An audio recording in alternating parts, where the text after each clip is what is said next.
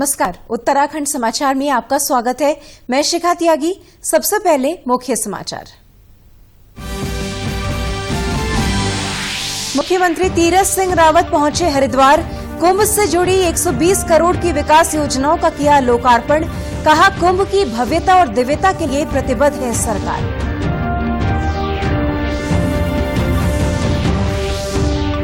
राहत और बचाव के लिए टिहरी झील में की जाएगी हाई स्पीड मोटर बोट की तैनाती। पुलिस मुख्यालय ने 1 स्पीड मोटर बोट और 2 रेस्क्यू मोटर बोट की खरीद को दी मंजूरी। चंपावत जिले के मां पूर्णागिरी धाम को ट्रस्ट बनाए जाने की कवायद हुई शुरू। शासन की सैद्धांतिक सहमति के बाद जिला प्रशासन ने 5 सदस्यीय समिति का किया गठन।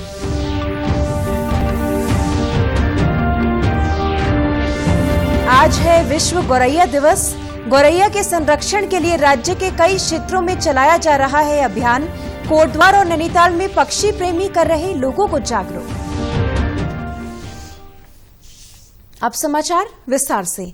कुंभ के तहत आज मुख्यमंत्री तीरथ सिंह रावत ने हरिद्वार में करीब 120 करोड़ की लागत की विभिन्न विकास योजनाओं का लोकार्पण किया। इस मौके पर उन्होंने कहा कि कुंभ की भव्यता और दिव्यता के लिए सरकार प्रतिबद्ध है। उन्होंने कहा कि कुंभ पूरे विश्व की धरोहर है और ये 12 साल में एक बार आता है।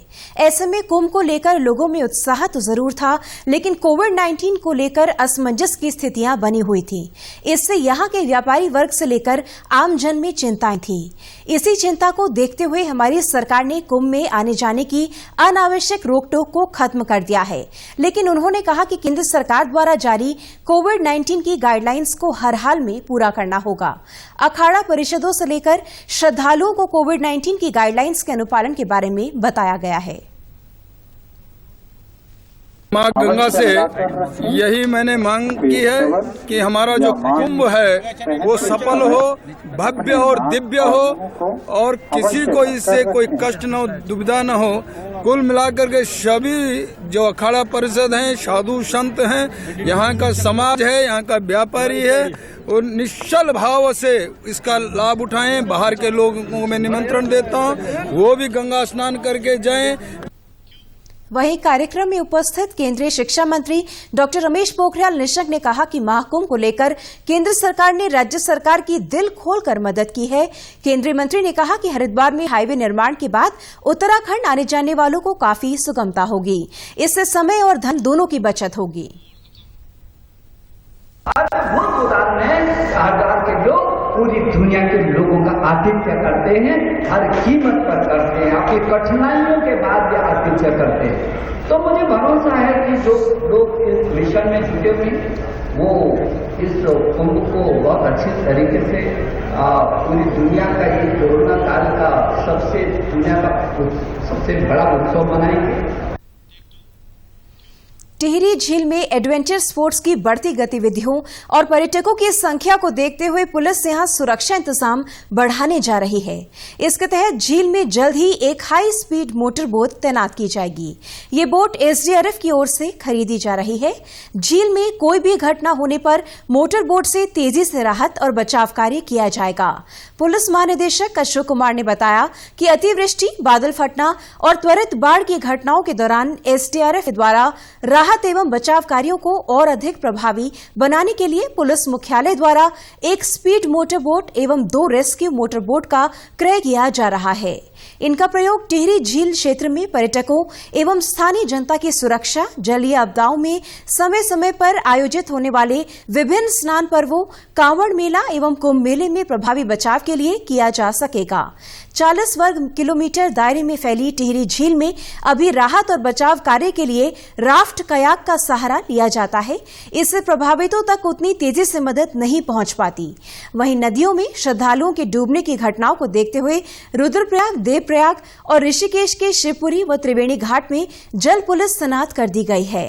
पीएससी की 2 बाढ़ राहत कंपनियों का गठन भी किया गया है, जो राहत कार्य में जुटेंगी। तंग गलियों में आगजनी की घटनाओं पर त्वरित कार्यवाही करने के लिए फायर सर्विस बड़े पैमाने पर मिनी हाई प्रेशर इक्विपमेंट खरीदने जा रहा है। इसके साथ ही फायर सर्विस की बाइकों का बेड़ा भी बढ़ाया जा रहा है। आधुनिकतम उपकरणों की खरीद पर लगभग 6 करोड़ 70 लाख रुपए का खर्च आने का अनुमान है।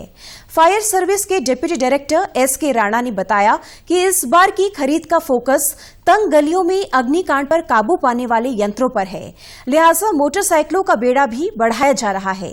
वहीं प्रदेश में पहली बार एक साथ 5 फोम टेंडर खरीदे जा रहे हैं। फोम टेंडर से केमिकल और पेट्रोल या किसी अन्य ज्वलनशील पदार्थ के कारण लगी आग पर काबू आसानी से पाया जा सकता है। ऐसे में इन फोम टेंडरों को औद्योगिक क्षेत्रों में तैनात किया जाएगा ताकि किसी भी अप्रिय घटना होने पर तेजी और आसानी से विकराल आग पर भी आसानी से काबू पाया जा सके। हमारी 14 बड़ी गाड़ियां वाटर टेंडर और फोम टेंडर क्रय करने की कार्रवाई प्रचलित है। साथ ही साथ जो तंग गलियों की जहां तक बात है कि बड़ी गाड़ियों का इनग्रेस नहीं हो पाता है तंग गलियों में या नैरो लेन्स में, वहां पर जो है बैक टच सेट मोटरसाइकिल जो बुलेट पे माउंटेड होते हैं, वो फायर एक्सटिंग्विशर होते हैं वाटर मिस्ट बेस 99 लीटर के, वो भी क्रय किए जाने की कार्रवाई जो है प्रचलित है हमारी। साथ ही जो है एक अत्याधुनिक मोटर बाइक फायर इंजन जो है जिसका डेमोन्स्ट्रेशन भी किया गया था अग्निशमन आपात सेवा फायर स्टेशन देहरादून पर, उसकी कार्रवाई भी प्रचलित है। और आने वाले समय में जो है चूंकि मैकेनाइज्ड फायर फाइटिंग का समय आ गया है, तो रोबोट और फायर फाइटिंग ड्रोन्स इस तरफ भी जो है विचार किया जा रहा है। चंपावत जिले में स्थित पूर्णागिरि धाम को ट्रस्ट बनाए जाने की कवायद शुरू हो गई है। जिलाधिकारी विनीत तोमर ने बताया कि शासन के निर्देश पर मां पूर्णागिरि मंदिर को एक ट्रस्ट का स्वरूप दिया जाना है। इसके लिए अपर जिलाधिकारी की अध्यक्षता में 5 सदस्यीय समिति गठित कर दी है। इस समिति में एसडीएम टनकपुर, पर्यटन अधिकारी सहित अन्य अधिकारियों को शामिल किया गया है। उन्होंने बताया कि ये समिति जागेश्वर ट्रस्ट व वैष्णो देवी ट्रस्ट का आकलन करेगी। इसके साथ ही स्थानीय लोगों और पुजारियों के हितों का ध्यान रखकर एक प्रस्ताव बनाएगी जिसे शासन को भेजा जाएगा। हमें शासन स्तर से जानकारी प्राप्त हुई है, उनके द्वारा एक पत्र भेजा गया है कि शासन ने निर्णय ले लिया है कि पूर्णागिरि मेले को ट्रस्ट का रूप दे दिया जाए। तो शासन ने हमसे ये अपेक्षा की है कि हम यहाँ से स्ट्रक्चर और कार्य प्रणाली का प्रस्ताव वहां शासन को भेजेंगे। हमारा जो वैष्णो देवी का ट्रस्ट है, बोर्ड है, हमारा जो अल्मोड़ा का बोर्ड है, ट्रस्ट है, इनको भी स्टडी करेंगे। इसके हिसाब से जो भी स्ट्रक्चर निकल के आएगी उस स्ट्रक्चर के अकॉर्डिंग हम देखेंगे पुजारियों को या जो वहाँ के लोग हैं, समिति है, उनको कहाँ जगह दी जा सकती है और इसमें कौन कौन जो है स्टेक होल्डर्स रहेंगे, उसी के अकॉर्डिंग प्रस्ताव बना के हम शासन को भेजेंगे। वहीं शासन द्वारा पूर्णागिरि मंदिर को ट्रस्ट बनाए जाने पर स्थानीय जनप्रतिनिधि कमल रावत ने खुशी जाहिर की है। उन्होंने कहा कि पूर्णागिरि मंदिर को ट्रस्ट बनाए जाने से मंदिर के विकास के साथ ही श्रद्धालुओं को भी अच्छी सुविधाएं मिलेंगी। जो सरकार ने पूर्णागिरि धाम को ट्रस्ट बनाने का निर्णय लिया है, ये बहुत ही सराहनीय कदम है। इससे जो मंदिर समिति में पैसा आएगा, जो मंदिर में पैसा आएगा वो ट्रस्ट में उसी मंदिर के विकास के लिए यूज होगा और जिससे सुविधाएं, बहुत सारी सुविधाएं मिल सकती हैं लोगों को और इससे मंदिर में और आकर्षण बढ़ेगा। लोग ज्यादा से ज्यादा आएंगे और अपनी श्रद्धा से चढ़ावा करेंगे और जिस चढ़ावे का सदुपयोग होगा। और ये इस कदम के लिए क्षेत्र में खुशी की लहर है और हम लोग इसका समर्थन करते हैं। गौरतलब है कि टनकपुर निवासी नरेश सकारी ने 30 अप्रैल 2019 को हाई कोर्ट नैनीताल में जनहित याचिका दायर कर पूर्णागिरि धाम को ट्रस्ट बनाए जाने की मांग की थी, जिस पर हाई कोर्ट ने शासन को निर्णय लेने के निर्देश दिए थे। हम लोगों ने 30 अप्रैल सन 2019 को कोर्ट में ये दायर किया था कि हमारी एक संघर्ष समिति बनाई हम लोगों ने, और हम लोगों ने ये कहा कि हम लोग हिंदू जागरण मंच में पहले हुआ करते थे। हम लोग कई वर्षों से जो है ट्रस्ट की मांग उठाते रहे, कई हस्ताक्षर अभियान चलाए और कई कार्यक्रम और कई बार कई मुख्यमंत्रियों को ये पूर्णागिरि ट्रस्ट अपनाया जाए करके मांग रखी। हमें हाई कोर्ट में जाना पड़ा। हाई कोर्ट से जो है सरकार को कुछ समय दिया गया था कि इतने समय में इसको जो ट्रस्ट बनाया जाए करके, और उसकी आज सुनवाई हुई है। हाई कोर्ट का धन्यवाद करते हैं। हल्द्वानी वन प्रभाग ने एक अनोखी पहल करते हुए पुरानी वस्तुओं का संग्रह करना शुरू कर दिया है। इन वस्तुओं के माध्यम से वन विभाग अपनी पुरानी कार्यशैली प्रदर्शित करेगा। इसके लिए वन विभाग ने 1967 की एक लॉरी को संरक्षित करने का फैसला किया है। डीएफओ कुंदन कुमार ने बताया कि इस लॉरी में वन विभाग के कर्मचारी उस जमाने में गश्त किया करते थे। इसके साथ ही अन्य वस्तुओं का भी संग्रह किया जा रहा है। ऐसे वस्तुओं की सूची मांगी गई है, जैसे जो पुराने वन विश्राम गृह के आगंतुक रजिस्टर हैं या फिर पुराने टाइपराइटर हैं, पुरानी गाड़ियां हैं, जिनसे वन विभाग की पुरानी कार्यशैली के बारे में पता चलता है। तो इसको लेके हम लोग सहेजने का प्रयास कर रहे हैं और इससे जो है जो भी वन विभाग के नव नियुक्त अधिकारी हैं या फिर स्थानीय लोग हैं, उनको भी वनों और वन्य जीवों के संरक्षण के लिए जागरूक किया जा सकेगा। आज विश्व गौरैया दिवस है। ये दिवस लोगों में गौरैया के प्रति जागरूकता बढ़ाने और उसके संरक्षण के लिए मनाया जाता है। जनपद पौड़ी के कोटद्वार भाबर क्षेत्र में नंदपुरी निवासी दिनेश चंद्र कुकरेती विलुप्त हो रहे पक्षियों के संरक्षण पर विशेष ध्यान दे रहे हैं। गौरैया के संरक्षण के लिए वे लकड़ी के घोंसले बनाते हैं। उन्होंने बताया कि अब तक उनके द्वारा 12,000 से अधिक घोंसले बनाए जा चुके हैं। ये सबसे पहले मैं बाजार से दूर से प्लाई कटवा के ले आता हूँ। प्लाई को छोटे छोटे नेस्ट बॉक्स बनाता हूँ, उनका सुराग करता हूँ और उसके बाद जहाँ तक संभव हो सके घर के आसपास से लेके पूरी जगह जहाँ मिले, चाहे हमारा उत्तराखंड हो चाहे अन्य प्रदेश हो, वहाँ तक भेजने की कोशिश करता हूँ। निःशुल्क लगाने की कोशिश करता हूँ, निःशुल्क देने की कोशिश करता हूँ। वहीं गौरैया दिवस पर पक्षी विशेषज्ञ राजीव बिष्ट ने बताया कि गौरैया एक सामाजिक पक्षी है, वो हमारे घरों के आसपास रहती है। उन्होंने बताया कि गौरैया फसलों को कीड़ों से बचाती है, इसलिए गौरैया का सभी को संरक्षण करना चाहिए। गौरैया की सबसे बड़ी बात है कि 26 प्रजातियां गौरैया की हमारे इंडिया में 5 प्रजातियां मिलती हैं।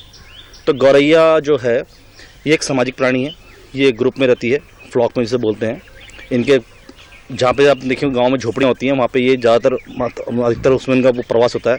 लेकिन अब हम लोगों ने इतना अपने हाईटेक कर दिया कि हमारे प्रवास के पास कोई चीज़ है ही नहीं इनके रहने के। वहीं नैनीताल जिले के लामाचोड़ के निवासी गोविंद किरौरा गौरैया बचाने की मुहिम में शामिल हैं। उन्होंने बताया कि पर्यावरण संतुलन में गौरैया महत्वपूर्ण भूमिका निभाती है। गौरैया अपने बच्चों को अल्फा और कैटवॉर्म नामक कीड़े खिलाती है, जो फसलों के लिए बेहद खतरनाक होते हैं। ये फसलों की पत्तियों को खाकर नष्ट कर देते हैं। इसके अलावा गौरैया मानसून के मौसम में दिखाई देने वाले कीड़े भी खाती है।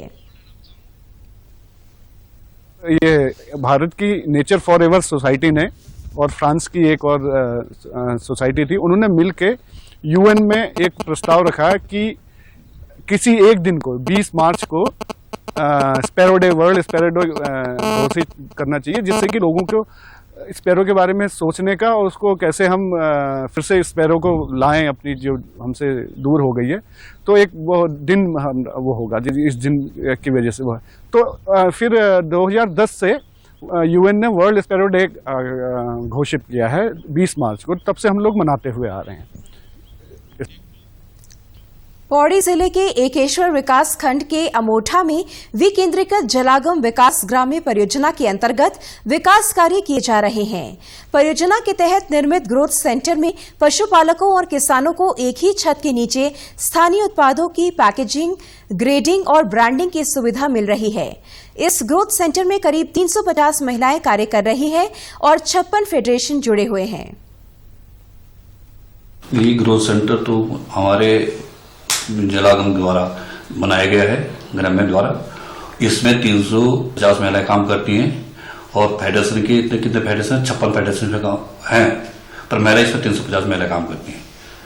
तो जो गांव के लोकल है उत्पादन, उसको यहाँ पे पैकिंग प्रोसेसिंग किया गया। भीमल के जैसे हमने चप्पल बनाए, भीमल के और शैम्पू बन रहा है, शैम्पू भीमल का शैम्पू चल रहा है यहाँ पे। और हमारे जो दालें हैं, जो मंडवा झंगोरा, उसका यहाँ से वो किया जाता है। इस ग्रोथ सेंटर की खास बात यह है कि यहाँ भीमल से बने शैम्पू, इसके रेशे से बनी चप्पल, बांस से बनी अगरबत्ती की स्टिक और जैविक खाद भी उपलब्ध है। यहाँ काम करने वाली महिलाओं का कहना है कि इस ग्रोथ सेंटर से जहाँ उनकी क्षमताओं का विकास हुआ, वहीं रोजगार मिलने से उन्हें आर्थिक रूप से मजबूती भी मिली है।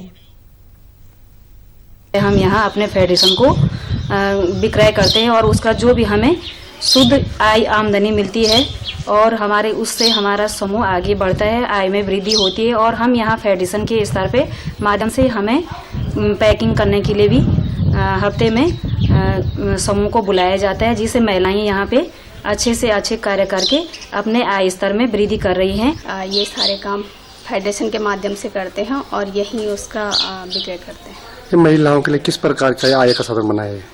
ये एक बहुत अच्छा इनकम का साधन है। जो भीमल हमारा ऐसे ही वेस्ट हो जाता था, कुछ काम का नहीं था, तो उससे भी हम इनकम कर सकते हैं। उत्तराखंड की खबरों के लिए आप हमसे सोशल मीडिया के माध्यम से भी जुड़ सकते हैं। हमारा ट्विटर हैंडल है DD News_देहरादून, हमारा फेसबुक पेज है DD News उत्तराखंड और हमारे YouTube channel DD News Uttarakhand को भी आप सब्सक्राइब कर सकते हैं। कोरोना संक्रमण से बचने के लिए मास्क का अनिवार्य रूप से और सही ढंग से प्रयोग करें। साथ ही सामाजिक दूरी का ख्याल रखें, नियमित रूप से हाथ धोएं और याद रखें, कोरोना को हराना है, मास्क जरूर लगाना है। नमस्कार।